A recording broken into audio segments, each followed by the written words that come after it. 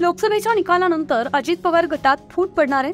त्यांचे काही आमदार शरद पवार गटात तर काही भाजपाच्या संपर्कात असल्याचा दावा केला जातोय.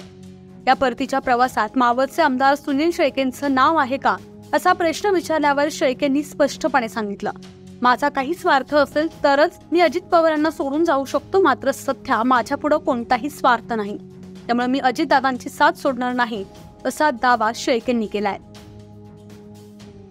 शेळकेंचं नाव परतीच्या प्रवासात आहे का? बिलकुल नाही. परतीचा प्रवास मग शरद पवार गटाकडे असू शकतो किंवा भाजपकडे असू शकतो. मावळच्या मायबाप जनतेनं सुनील शेळकेला आमदार केलं, डोक्यावरती घेतलं, परंतु मागच्या 5 वर्षाच्या कालावधीमध्ये 4.5 वर्षाच्या कालावधीमध्ये ह्या जनतेची विश्वासार्हता टिकवण्याकरता जे काही लागेल ते आदरणीय अजितदादांनी मला दिलं. माझ्या तालुक्याच्या विकास कामांना जे पाहिजे तेवढं झुकतं माप देण्याचं काम दादांनी केलं. त्यामुळं माझा व्यक्तिगत जर काही स्वार्थ असेल तर मी नक्की दादाची साथ सोडील, परंतु जर मला दादांच्या प्रती किंवा तालुक्याच्या प्रती जर काही आस्था असेल तर मी दादांची साथ सोडायला नाही पाहिजे, हे मला एवढं चांगलं समजतं.